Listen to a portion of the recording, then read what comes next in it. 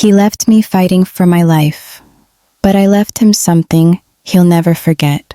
The beginning of an end. On the morning of her 36th birthday, Claire Whitmore stared out of the hospital window as snowflakes drifted lazily across the city skyline. The world below looked peaceful. Cars trudging through slush, people bundled in winter coats, holiday lights blinking from shop windows. But inside room 508 at St. Anne's Oncology Ward, time felt different. It hung in the air like the sterile scent of alcohol and latex gloves. Still, heavy. Claire pressed a hand against her abdomen, thin and frail beneath the hospital gown. The scar from her last surgery still throbbed in protest. The chemo had stripped her of everything: her long chestnut hair, her appetite, her energy, and lately, even her hope. But today, she didn't feel entirely hopeless, because today, her husband Andrew was supposed to visit. She hadn't seen him in 5 days. He'd been traveling for work, or so he said. Real estate business, investors, meetings. But Claire remembered a time when Andrew didn't need an excuse to be there, when he'd rush in with a bouquet of daisies, her favorite, when he'd pull her hand into his, kiss her knuckles and whisper, "We're going to beat this, together." But the together had grown distant. The together had grown suspicious. Still, she clung to the idea that love, real love, didn't evaporate like that. Not when they had shared 13 years of marriage. Not when they had survived losing a baby. Not after everything. At 11:34 a.m., the door to her room opened. But it wasn't Andrew. It was her sister, Megan. "You really thought he'd show today?" Megan asked, her voice soft but edged. She tossed her coat over the chair and walked over to the bed, carrying a paper cup of coffee. "Happy birthday, Claire." Claire didn't respond. She didn't need to. Megan knew. Megan always knew. She pulled up a chair and sat beside Claire, taking her sister's hand gently. "I brought your favorite," she said, unwrapping a pastry from the bakery down the street. "Hazelnut Danish, still warm." Claire smiled weakly. "You're better than Andrew." "I've always been better than Andrew," Megan replied dryly, trying to tease a laugh out of her sister. But Claire didn't laugh. Instead, she stared at her ring, still snug on her finger, still sparkling, still lying. "Meg," she said, voice barely above a whisper, "do you think he's seeing someone?" The room went quiet. Megan's jaw clenched. She looked down at the coffee cup in her hand and swirled it like she could find the answer in the foam. "I think," she said slowly, "that a man who disappears during the worst part of your life isn't a man worth keeping." Claire nodded, but her heart screamed against the truth, because deep down, she already knew. It had started with the missing time, the delayed replies, the new cologne, the secretive phone calls he took just outside her room, the way his gaze had shifted from soft concern to detached obligation. She had caught the scent of vanilla on his coat once, a perfume she didn't wear. She remembered thinking it was nothing, but nothing had grown into something ugly. Later that afternoon, while Megan was out making phone calls, Claire opened Andrew's iPad. He'd left it there days ago, careless, or maybe arrogant. Maybe he thought she was too weak, too tired, too broken to care. But Claire had always been sharper than she let on. The password was their anniversary. He hadn't changed it. She opened his messages, and that's when her world collapsed. Her hands trembled as she read the thread between Andrew and a woman named Elise. "Sweetheart, baby, can't wait till it's just us. Soon she won't be around anymore." The money will hit after probate. Let's look at the property in Aspen next week. Aspen, the place she and Andrew were supposed to retire. The house they dreamed of buying once her cancer went into remission. The place where she'd imagined herself growing old, bald, and beautiful in his arms. Now it was where he planned to build a new life, with someone else. Claire felt bile rise in her throat. She slammed the iPad shut and pressed her fist to her mouth to keep from screaming. And in that moment, something in her broke, but not in the way you might think. It wasn't grief. It wasn't even rage. It was clarity. He was waiting for her to die, waiting for the money, waiting for the freedom. And if that was what he wanted, freedom, she would give it to him. But not the way he expected. Not wrapped in silence. Not wrapped in a will full of blind forgiveness. No, she would leave him something else. Something unforgettable. The next morning, Claire called Mr. Harper, her family's attorney. "I need to revise my will," she said, her voice steady despite the tremor in her bones. "Claire, Mr. Harper said gently, "We can certainly do that. But may I ask why?" "I've had a change of heart," she replied, "about everything." She requested a private meeting. Mr. Harper came that afternoon with a folder of documents, ready to be updated. Claire instructed him to make several key amendments. She added a clause about full liquidation of assets. She added a list of charitable beneficiaries. She removed Andrew as executor. And then, most significantly, she added a gift. One item, wrapped, personal. It would be delivered to Andrew the day the inheritance was read. "It's a mirror," she said, lips curled faintly. "My grandmother's antique vanity mirror. I want it cleaned, polished, and delivered with a letter." Mr. Harper raised an eyebrow. "A mirror?" Claire looked out the window. "Yes," she said, "because he only ever sees what he wants to see. It's time he saw the truth." By the end of the week, Claire's health had declined rapidly. The tumors had spread to her spine, compressing nerves, making even turning in bed excruciating. But her mind was sharper than ever. She kept a journal by her bedside, writing late into the night when pain kept her awake. She wrote about her childless marriage. She wrote about the day she was diagnosed. She wrote about the moment she knew Andrew stopped loving her. And she wrote about Elise, the woman who thought she had won. In one entry, she penned, "She thinks he's a prize. Let her unwrap him when there's nothing left but lies. Let her inherit the man I've come to see clearly. A man who runs when things get hard. A man who feeds on trust, then starves you of love." Claire had no illusions of revenge. She knew she was dying, but what she wanted, what she needed, was something deeper than revenge. She wanted truth and justice, and maybe a little dignity. Few days later, a nurse brought in a bouquet of white lilies. "They're from Andrew," she said. Claire turned her head. "Did he sign the card?" The nurse blinked. "No, it's typed." Of course, Claire thought. Always typed, always detached. She asked Megan to take them out. She couldn't stand the smell. That evening, as snow fell heavier outside her window, Claire wrote her final letter. To him. It would be delivered alongside the mirror, hand-delivered by Mr. Harper on the day Andrew would walk into the reading of the will, expecting millions.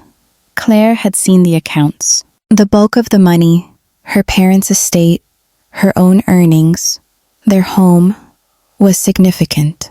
Andrew had been waiting for it, like a dog waits for a dropped bone. But he wouldn't get what he thought he deserved. He'd get something better, something lasting. Her words, her truth, and her reflection. The night she passed away, Claire was calm. Megan was holding her hand. Outside, the snow kept falling. She exhaled slowly, and somewhere, a mirror was waiting to be unwrapped. The funeral and the facade. 3 days after Claire passed away, the winter sky over Boston was painted in grays and whites. A slow, solemn snowfall blanketed the streets around St. Augustine's Cathedral, where Claire had asked her funeral be held. The building, with its Gothic arches and stained glass windows, seemed more like a silent observer than a house of God that day, witnessing something both sacred and bitter. Inside, the pews were filled with faces touched by Claire's grace. Former students she had mentored, colleagues from her community literacy program, friends from her cancer support group, each carried with them stories that breathed life into the memory of a woman whose time had been too brief. But one face stood out from the rest. Andrew Whitmore, dressed in a charcoal black suit that fit just a little too perfectly, hair styled meticulously, tie clipped with a silver bar Claire had once gifted him for their 10th anniversary. He hadn't cried, not once, not even when Megan approached him, tight-lipped and tired, and simply said, "She passed peacefully." He had only nodded, placing his hand on her shoulder with a mechanical sense of obligation, not grief. By his side stood Elise. She wore a sleek black dress with no sleeves, inappropriate for the weather, and a thin black veil that barely covered her face.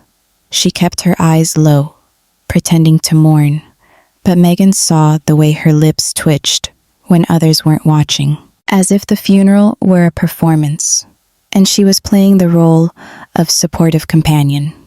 It made Megan's stomach twist. She had wanted to scream, to demand why this woman was even here, but Claire had been clear in her instructions. Let them come. Let them both watch what happens next. The service began with a somber organ melody, Claire's favorite, Debussy's Clair de Lune.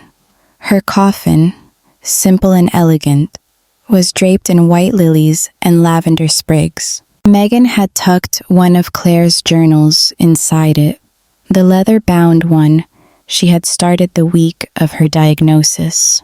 Inside the casket, Claire wore her mother's pearl earrings and a soft blue scarf around her head, one Megan had given her just 2 weeks earlier. Dr. Abrams, their family pastor, stepped up to the pulpit.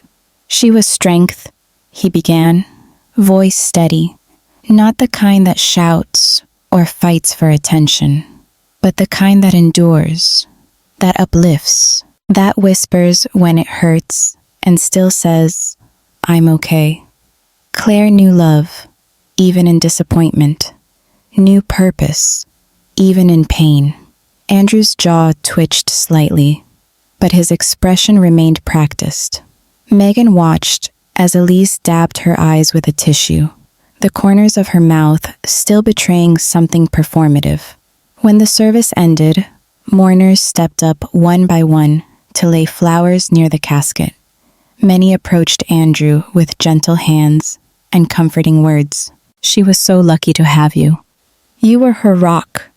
You two were such a beautiful couple." Andrew nodded solemnly. "She was everything to me," he repeated like a mantra. If only they knew. Megan stood at the back, silent, fists clenched in the pockets of her wool coat. She had never believed in haunting, but if there were any justice in the universe, Claire would be hovering above that room, smirking at the lies being told in her name. After the service, a private car picked up Andrew and Elise and brought them to the reading of the will, held in Mr. Harper's downtown office. It was there that everything would begin to unravel. The waiting room was quiet when Andrew arrived, Elise trailing behind him in black stilettos and a fur-lined coat. She looked around nervously, unfamiliar with the legal setting. Andrew, on the other hand, carried the air of expectation. The kind of man who had prepared his smile for the inheritance that would soon land in his account. They were ushered into a glass-walled conference room. Inside sat Mr. Harper, Megan, a court-appointed recorder, and a second woman, Ms. Lyle, a trust officer. Mr. Harper rose. "Mr. Whitmore, please have a seat." Andrew extended his hand. "I appreciate you arranging this so quickly. Claire would have wanted it done properly." Mr. Harper didn't take the hand. Instead, he said, "Claire wanted this read exactly 3 days after her passing. No earlier, no later." He opened a leather binder. The weight of it made a soft thud against the polished oak table. "I'll begin." For the next 10 minutes, Harper read through the standard formalities. Claire had left modest sums to a few organizations: the local library, the Cancer Support Center, a scholarship fund in her mother's name. Then came the real content. The remainder of the estate, Harper read, including all real properties, cash, and assets, is to be liquidated and distributed as follows. Andrew sat up straighter. A 45% contribution to the New Hope Center for Women in Crisis, and 30% to St. Anne's Palliative Care Program, and the remaining 5% to the Whitmore Literacy Project for Underserved Youth, which Claire established last year. Andrew blinked. "I'm sorry," he said slowly. "What about me, Mr.?" Harper didn't respond immediately. Instead, he turned the page. "To my husband, Andrew Whitmore," he continued, "I leave 2 items." Andrew's brows furrowed. Megan leaned forward slightly. "First," Harper said, lifting a cream-colored envelope, "this letter, to be read now." Andrew took it, unfolding the thick paper. He read silently for a moment. Then, Mr. Harper interrupted. "She instructed that you read it aloud." Andrew hesitated. His voice wavered at first. "Dear Andrew, if you're reading this, I am gone, and I know you're likely sitting across from Mr. Harper with Elise at your side, thinking about how quickly the dust will settle and how much will be left for you to take." His voice trembled. "You once told me that love was loyalty, that it meant showing up when life gets ugly. But you didn't show up, Andrew. Not when the tests came back. Not when the hair fell out. Not when I cried myself to sleep, wondering if you'd ever look at me like you used to. Instead, you fell in love with the idea of freedom, and the promise of money, and the body of a stranger." Elise's eyes narrowed. "You assumed I would leave you something grand, a golden parachute, but what I have for you is better. It's a mirror. The antique one you once said was too old-fashioned for our modern apartment. It belonged to my grandmother. She used it every morning to remind herself who she was, not who the world wanted her to be, who she really was. I hope you use it the same way, because what you'll see now, what I've seen these past few months, isn't the man I married. It's the man who watched his wife die and wondered how quickly he could replace her." Andrew stopped reading. His hands were shaking. Mr. Harper reached below the table and gently placed a small, gift-wrapped box in front of him. Silver paper, a delicate black ribbon. Inside, the mirror. Andrew stared at it like it was cursed. "Her final instructions," Harper said evenly, "were that you hang this somewhere visible in your home." She wrote, "He should see himself every day. It's the only thing he truly inherited." The room went dead silent. Elise turned away, her face suddenly pale. Megan sat back, eyes closed, a single tear sliding down her cheek. And for the first time that day, Andrew looked like a man who understood something he couldn't undo. The unraveling. The day after the will was read, the city of Boston seemed colder. Andrew Whitmore stood in the center of his penthouse living room, still dressed in the same suit he had worn to the reading. The silver-framed mirror sat on the glass table before him, untouched. It glimmered in the afternoon light that poured in through the floor-to-ceiling windows. He hadn't slept, couldn't. Claire's words replayed over and over again in his mind like a twisted echo. It's the man who watched his wife die and wondered how quickly he could replace her. He had read that sentence at least 100 times, but the sting never dulled. In the silence, he turned toward Elise, who stood at the bar, her arms crossed, her eyes no longer soft and adoring, but sharp and calculating. "So, that's it?" she asked. Andrew said nothing. She scoffed. "All those promises, all those lies, you swore she'd leave it all to you. The apartment, the stocks, everything." Andrew rubbed his temples. "She was supposed to. I don't understand. She never said anything." Elise laughed, dry and humorless. "Of course she didn't. That's the kind of woman she was. Silent, graceful, until she left the knife between your ribs." She pointed toward the mirror. "And she knew. About us. About everything." Andrew didn't respond. Elise narrowed her eyes. "You told me she didn't suspect anything. You said she was too sick to notice." "I was wrong," he muttered. "Wrong?" Elise stepped closer. "You ruined her, and now you've ruined us." "Us?" Andrew finally snapped, turning to face her. "There is no us. There never was." Elise raised an eyebrow. "That's rich. Coming from the man who gave me a Cartier bracelet and said he'd buy me a house in Martha's Vineyard." He turned away, guilt tightening in his chest. Elise grabbed her coat. "I'm not going down with you. The bank accounts are already frozen. Your business partners have been whispering about pulling out.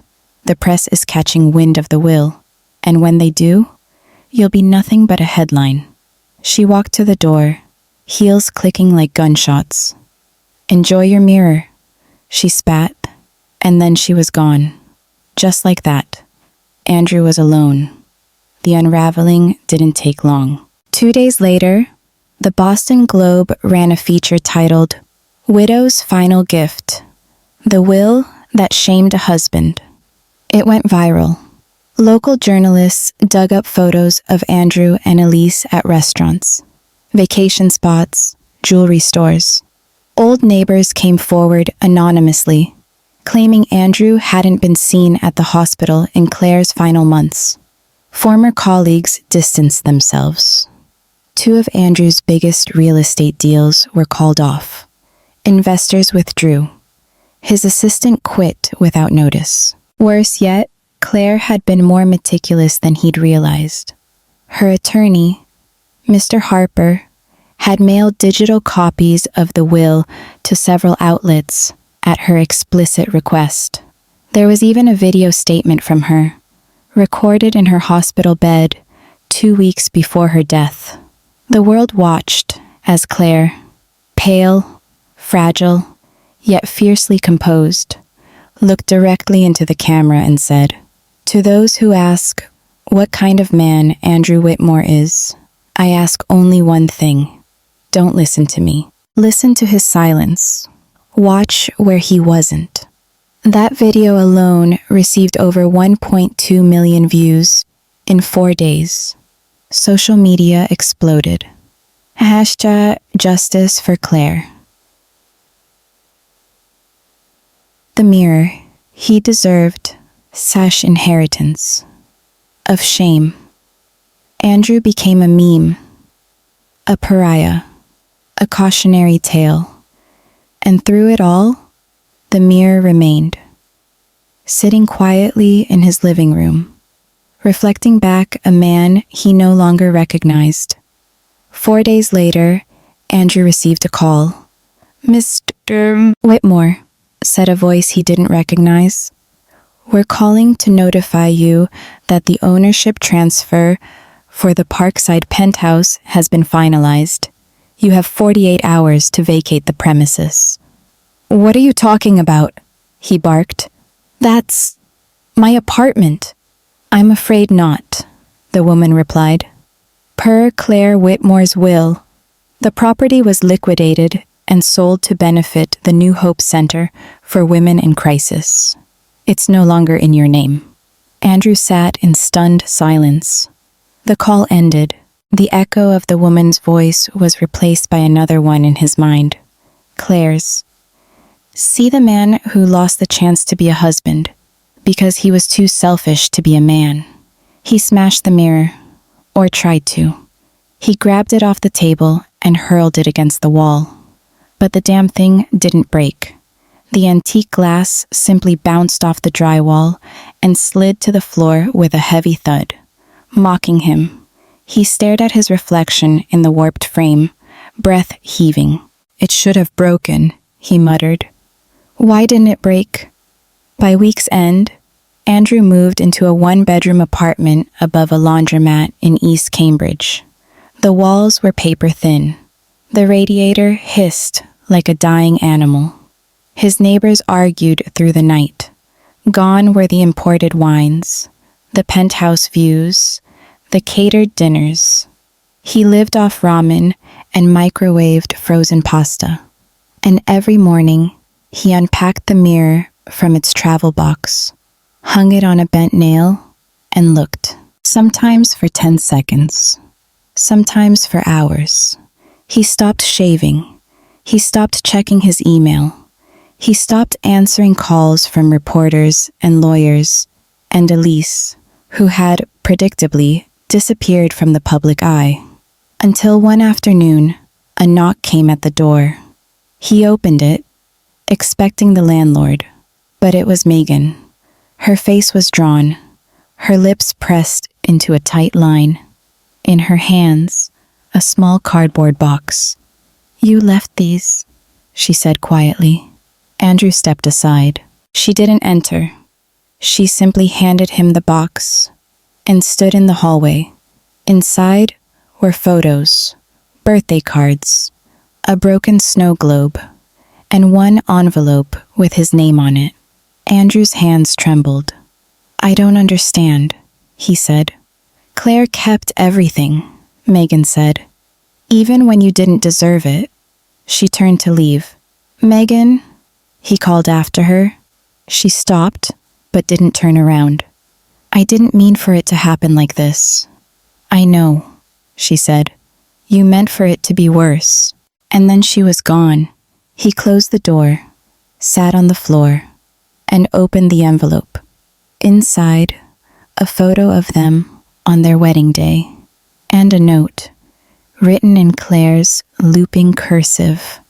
"You always said the best view was from the top, but I think the best view is the one that shows you exactly who you are." That night, Andrew didn't sleep. He sat by the mirror until dawn, and for the first time, he whispered, "I'm sorry," but the mirror didn't reply. Ashes and beginnings. The worst part of rock bottom wasn't the noise. It was the silence. The silence that followed the storm. The kind that filled every inch of Andrew's new apartment. A cramped, third-floor walk-up that smelled of mothballs and stale cigarettes. The kind that crawled into bed with him at night and whispered all the things he wished he hadn't done. The kind that made the mirror, still unbroken, still perfectly intact, seem louder than any voice in the world. He didn't bother hanging it anymore. It leaned against the wall beside his mattress, always watching. Every morning, he sat in front of it and waited. Waited for what? He didn't know. Forgiveness? Understanding? Redemption? None of those things ever came. And yet he sat there, every day, because Claire wanted him to, because it was all he had left.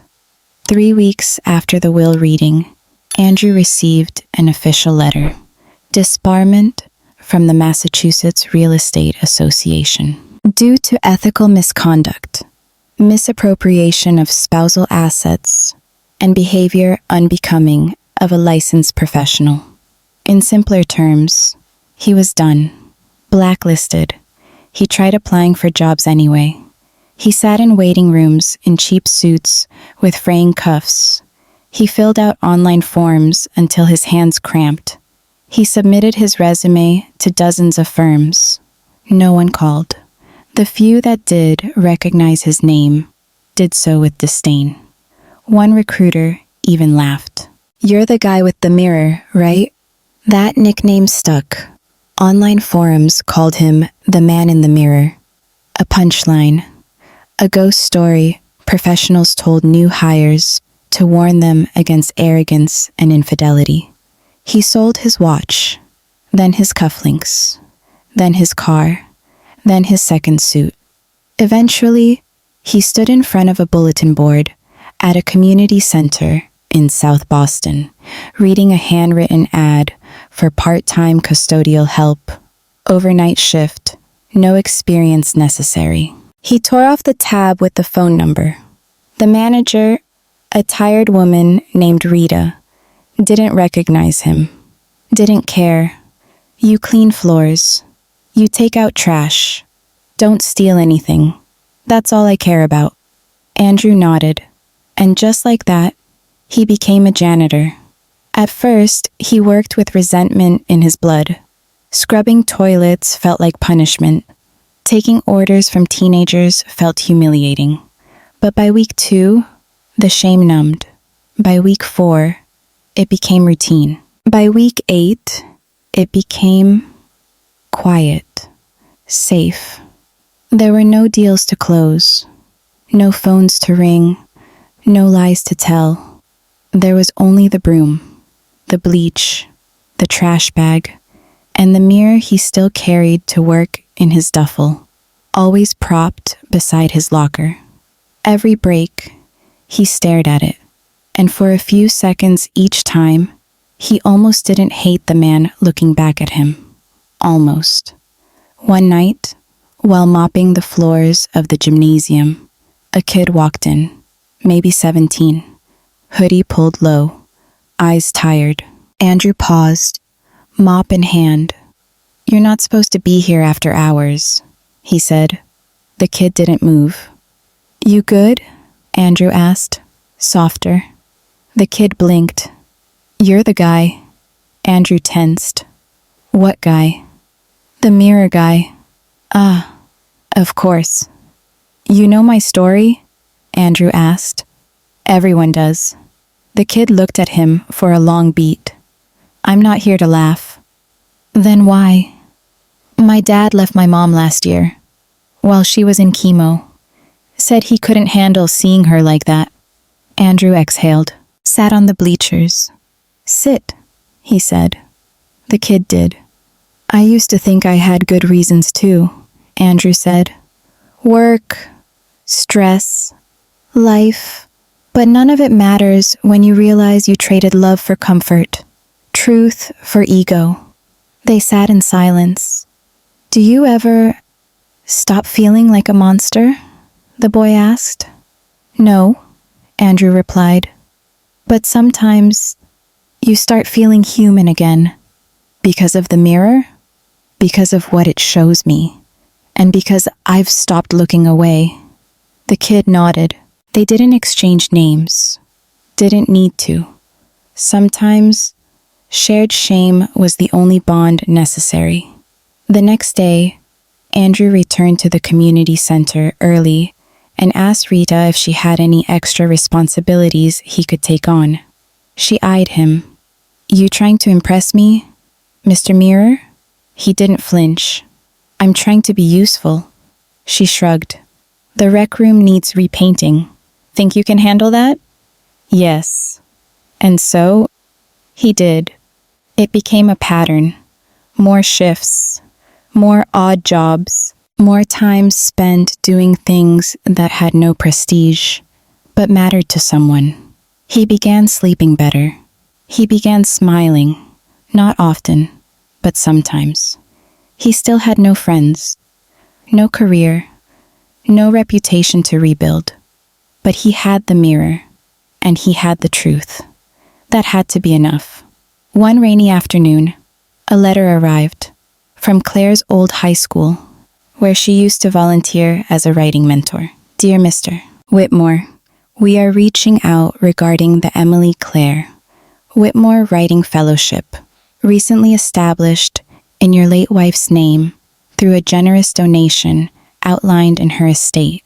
We understand she had intended for you to receive annual updates on the program's impact. Inside was a photo, a group of teenage girls standing proudly beside a whiteboard that read, "Speak your truth. Claire did." Andrew stared at the photo for a long time. One girl, in the front, held a journal, handwritten on the cover, "To the woman who gave me my voice." That night, he sat in front of the mirror and whispered, "You're still making the world better. Even now." He smiled. For the first time, it wasn't bitter. It was real. The interview. The days had settled into a monotonous rhythm for Andrew Whitmore. Each evening, he would clock in for his custodial shift at the community center, spending hours mopping floors, scrubbing bathrooms, and emptying trash bins. The work was physically demanding, but provided a numbing solace, a temporary escape from the relentless storm of his thoughts. The mirror Claire had bequeathed him remained a constant companion. Every morning, after returning to his modest apartment, he would sit before it, confronting the reflection of a man he scarcely recognized.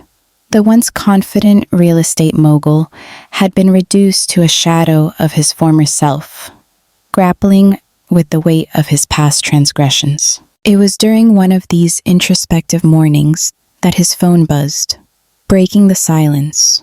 The number was unfamiliar. Hesitating for a moment, Andrew answered. "Mr. Whitmore?" "Yes," he replied cautiously. "This is Julia Martinez from the Boston Herald. I hope I'm not disturbing you." Andrew's grip on the phone tightened. The media had been relentless in their coverage of his downfall, painting him as the villain in a tragic narrative. "What do you want?" he asked, bracing himself for another onslaught. "I'd like to offer you an opportunity to share your side of the story," Julia said, her tone measured. "An exclusive interview. No sensationalism. Just the truth." Andrew was skeptical. "Why now?" "Because," she paused, choosing her words carefully, "I believe there's more to your story than what's been reported, and I think the public deserves to hear it." He considered her offer. Exposing himself to the media again was a daunting prospect, but perhaps this was a chance to set the record straight, to confront his past head-on. "All right," he said finally. "When and where?" "Tomorrow afternoon, at our office. Does that work for you?" "It does." "Thank you, Mr. Whitmore. I look forward to our conversation." As the call ended, Andrew felt a mix of apprehension and resolve. This interview could either be a step toward redemption or another nail in the coffin of his public image. Either way, it was time to face the music. The next day, Andrew arrived at the Boston Herald headquarters. The building was imposing, a testament to the power of the press. He was directed to a glass-walled conference room where Julia Martinez awaited him. Julia was in her mid-30s, with an air of professionalism that was both inviting and intimidating. She gestured for him to take a seat. "Mr. Whitmore, thank you for coming. Please, call me Andrew." "All right, Andrew." Shall we begin? He nodded. Julia started her recorder. Andrew, the public has heard a lot about you in recent months, but I'd like to hear from you. Who is Andrew Whitmore? He took a deep breath. I used to think I knew. I was a successful businessman, a husband, but somewhere along the line, I lost sight of what truly mattered. Let's talk about Claire, Julia prompted gently. Your relationship has been under intense scrutiny. What can you tell me about your marriage? Andrew's eyes clouded with emotion. Claire was extraordinary. She had this light about her, a kindness that touched everyone she met. I loved her, truly, but I failed her in the worst possible way. You mean the affair, Julia stated, not unkindly. Yes, he admitted, shame coloring his voice. I betrayed her trust when she needed me the most. There's no excuse for what I did. Why do you think you made those choices? He sighed, searching for an answer. I was selfish, immature. I convinced myself that I deserved more, that I was missing out on something. But in chasing that illusion, I destroyed the very thing that gave my life meaning. Julia nodded, allowing a moment of silence before continuing. After Claire's passing and the revelations in her will, your life changed dramatically. Can you describe that transition? Andrew let out a bitter chuckle. That's an understatement. I lost everything. My career, my reputation, my home. But more than that, I lost myself. I became a pariah, rightfully so. It was a wake-up call, albeit a brutal one. And now? Where do you find yourself? I work as a janitor at a community center, he said plainly. It's humble work, but it gives me time to reflect, to understand the gravity of my actions. Julia leaned forward slightly. Andrew, many see you as the villain in this story. What would you say to those people? He met her gaze. I don't blame them. I was the villain. But I'm trying to change. I don't expect forgiveness, but I want to make amends in any way I can. How do you plan to do that? He hesitated, then said, by being honest, by owning up to my mistakes, and by helping others not to make the same ones. Julia studied him for a moment. If Claire were here today, what would you say to her? Andrew's voice broke. I'd tell her I'm sorry, that I love her, and that I'll spend the rest of my life trying to be the man she believed I could be. The interview concluded shortly after. As Andrew left the Boston Herald building, he felt a strange sense of relief. He had bared his soul, laid his sins bare for the world to see. Whatever the fallout, he knew he had taken a step toward confronting his demons. That evening, as he sat before the mirror, he saw not just the reflection of a broken man, but one who was beginning to piece himself back together. The storm that followed. The morning the interview was published, Andrew awoke to the shrill sound of his phone vibrating violently on the nightstand. He blinked, still groggy from another night of fragmented sleep, and squinted at the screen. 37 notifications. Texts, emails, missed calls. One from his old college roommate, another from a reporter he hadn't spoken to in years. Then, 3 words from his younger sister. You went viral. He sat up, his heart pounding, not with excitement, but dread. He opened his browser and typed in Andrew Whitmore, Boston Herald. The top headline read, From Power to Pariah, The Confession of Andrew Whitmore, and beneath it, a subheading that hit him in the gut. I betrayed my dying wife, and she made sure I'd never forget it. His photo was front and center, taken from across the glass interview room, unshaven, tired, but for once, honest. He scrolled down and began to read the article, even though he already knew every word. Julia had stayed true to her promise. No clickbait, no sensationalism, just the raw, unfiltered story of a man who had fallen from grace and was trying, imperfectly, to rise again. But it wasn't Julia's writing that shook him. It was the comments. At first, they were vicious. I hope he chokes on that mirror. Too little, too late.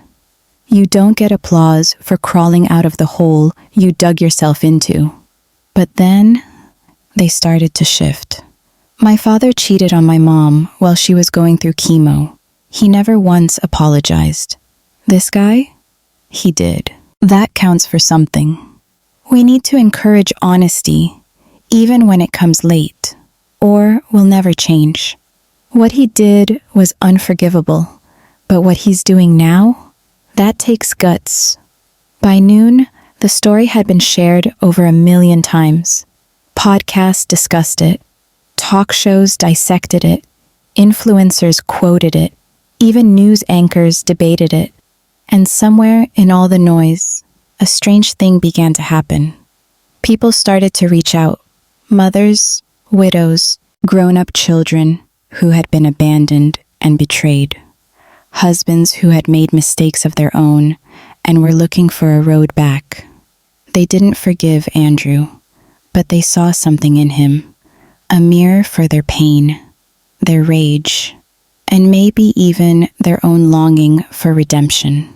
At the community center that evening, Andrew's supervisor, a wiry man named Leo, pulled him aside. "You've got company," he said, nodding toward the front lobby.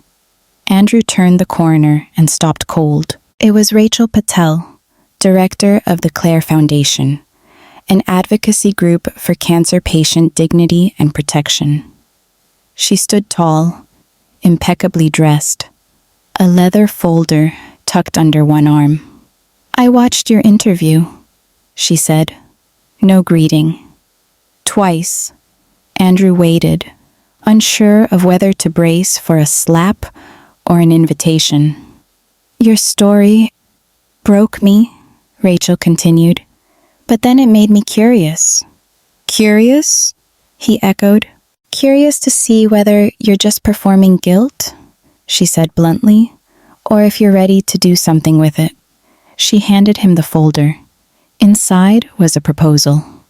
"We're launching a national awareness campaign," she explained. "Hospitals, universities, nonprofits.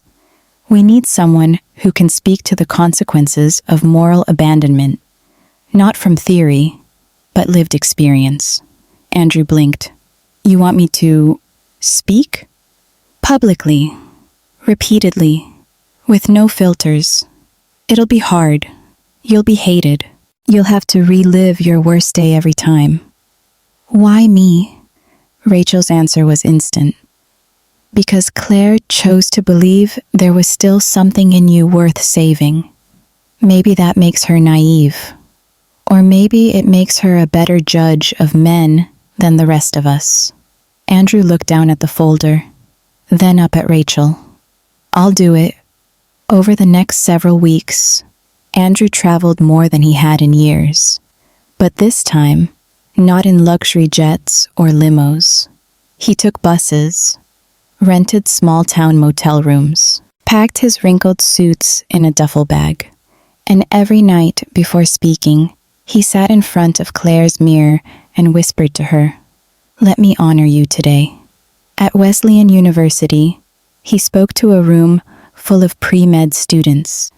Compassion is not a skill you learn. It's a choice you make every single day. And I failed at it. I failed hard. But you don't have to. At a widow support group in Atlanta, he shared, "I didn't realize the weight of silence until I had to carry it alone. If you're hurting because someone didn't say goodbye the right way, I see you. I am you." In a virtual conference for terminal patients' caregivers, he confessed, "Love isn't proven by the vows we say. It's proven by the vows we stay for. And people listened, not because they forgave him, but because they could feel that he wasn't selling redemption. He was living reckoning, but for every tearful thank you came another test. One afternoon, he returned to his apartment to find an envelope shoved under the door. No return address. Inside, a photograph. Claire, from behind, sitting on her hospital bed, a red circle drawn around her IV line, and a note scribbled beneath. You think you're forgiven? You've only just begun to pay. Andrew froze. Who had taken that photo? Who was watching him? Who wanted him broken? Again? He reported it to the police, but they shrugged. Could be an old photo, they said. Could be a troll. Could be nothing. But it wasn't nothing. It was a crack in the calm. Because Andrew knew exactly who still wanted him destroyed. Nathan Ellison, Claire's cousin, her childhood protector, a former Marine turned private security consultant. He hadn't shown up to the funeral. He hadn't spoken to the press, but he had called Andrew once. It was a month after Claire passed. 2 words. No greeting. No goodbye. I'm watching. Later that week, Andrew received an email. Subject line, face me. Attached, GPS coordinates, a timestamp, and a message. You want to earn this redemption? Meet me where Claire made her last wish. He clicked the coordinates. His breath caught in his throat.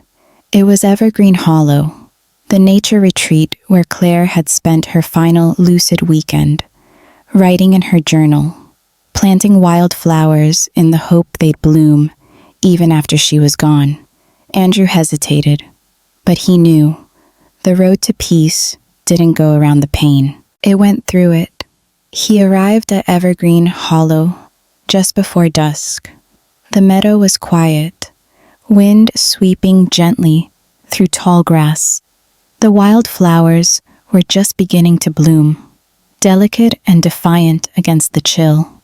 And there stood Nathan, broad shoulders, stubbled jaw, eyes like thunderclouds. You shouldn't be here, Nathan said without turning. You asked me to come. I didn't ask. I summoned. Andrew stepped closer. Then I'm here. Say what you need to say. Nathan turned, his fists clenched, his voice low. She begged me not to hurt you. Andrew's throat tightened. She knew what you did. She knew. But she said, Nathan, don't become what broke me. Let him carry his guilt in peace. Silence. She believed in you, man. And I hated her for that, because I wanted revenge. Still do. Andrew didn't flinch. Then take it. Hit me. Scream. I won't fight back. Nathan moved, fast, grabbing Andrew by the collar, lifting him just an inch. But instead of punching, he pulled him into a rough, trembling hug. I hate that you made her hurt like that, he growled. But if you ever make her story small, if you ever turn this into a pity party about you, I will bury you. Andrew nodded, breathless. I promise. Nathan released him, stepped back, tossed a small object at his feet. It was a pin, gold, engraved with Claire's initials. She had that made for the volunteers at the hospice center. She kept one for you, told me to give it when I was sure you'd finally understood. Andrew picked it up with trembling fingers. Do I get to ask if I've earned it? He whispered. Nathan's voice was barely audible. You don't get to ask. You just live like you have. That night, Andrew didn't return home.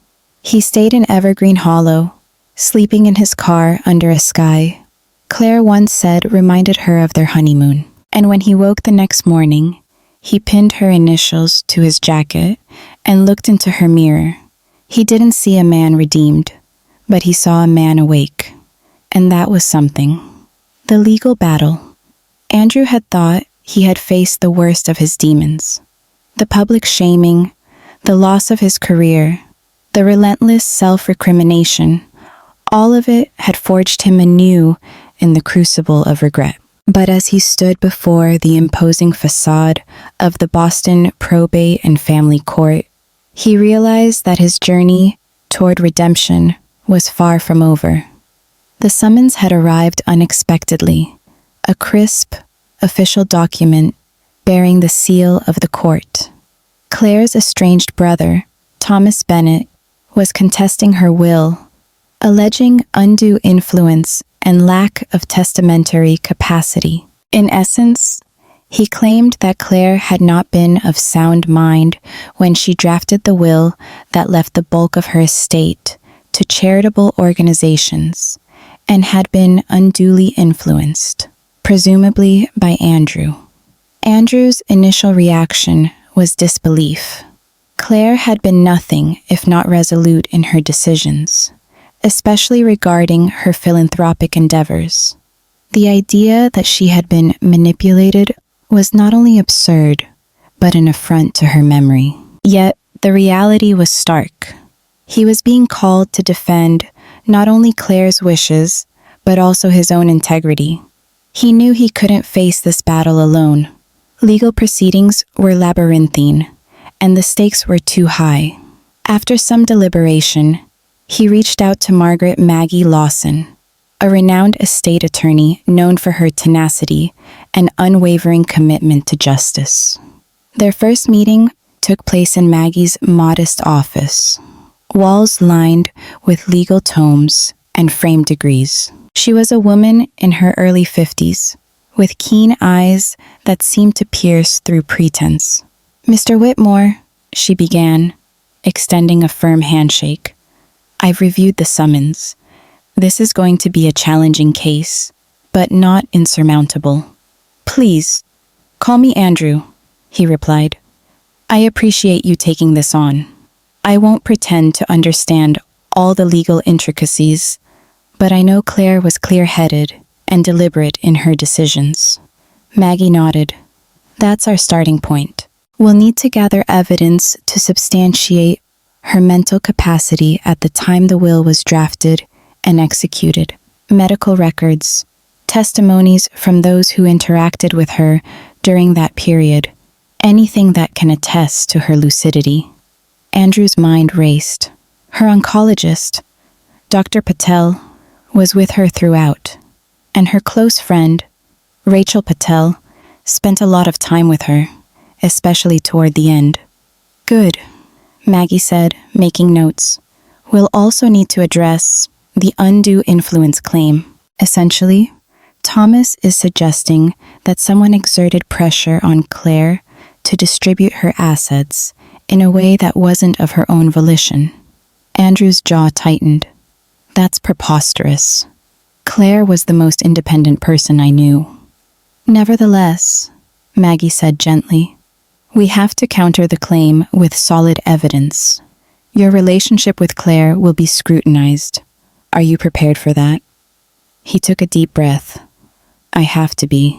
The weeks that followed were a whirlwind of depositions, document reviews, and strategy sessions. Andrew found himself reliving moments he had tried to compartmentalize. The joy of their early years, the strain during her illness, the chasm his betrayal had created. But through it all, one truth remained unwavering. Claire's decisions were her own. Dr. Patel's deposition was particularly compelling. "Ms. Whitmore was fully aware of her prognosis," the doctor stated. "We had candid discussions about her future and her wishes. She was mentally competent and made her decisions with clarity." Rachel Patel echoed similar sentiments. "Claire was always in control," she asserted.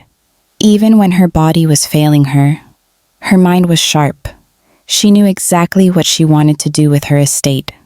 Despite the mounting evidence in their favor, Maggie remained cautiously optimistic. "Thomas's legal team will attempt to poke holes in our case," she warned. "They might bring in their own medical experts, or individuals who claim Claire expressed doubts. Andrew understood the gravity of the situation. The courtroom became a battleground where Claire's legacy was at stake.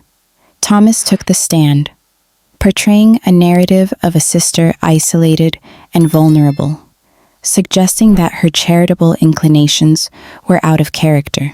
Maggie countered with evidence of Claire's long-standing philanthropic activities, records of donations, involvement in charitable events, and personal writings that underscored her commitment to various causes.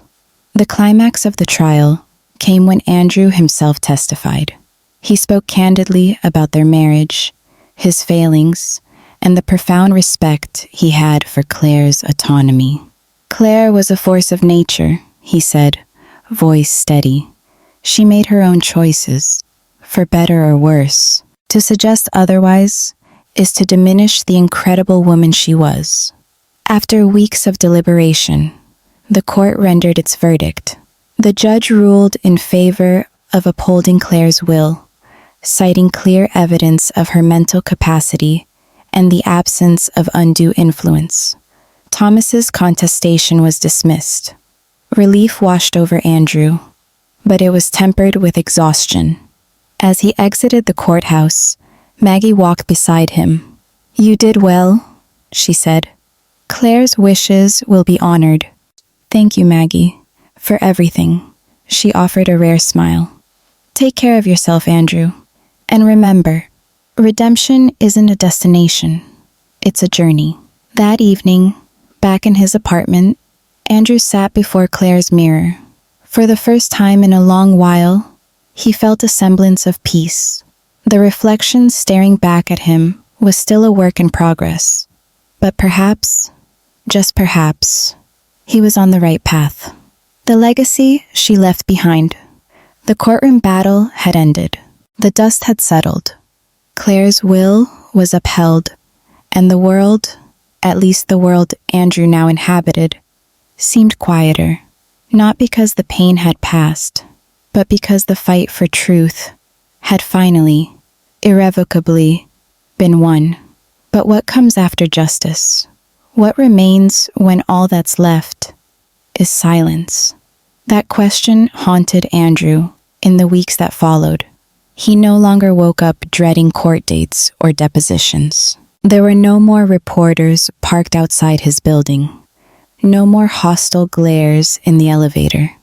In their place came something far more challenging: the return of solitude, of space, of time, to feel everything he had tried to outrun.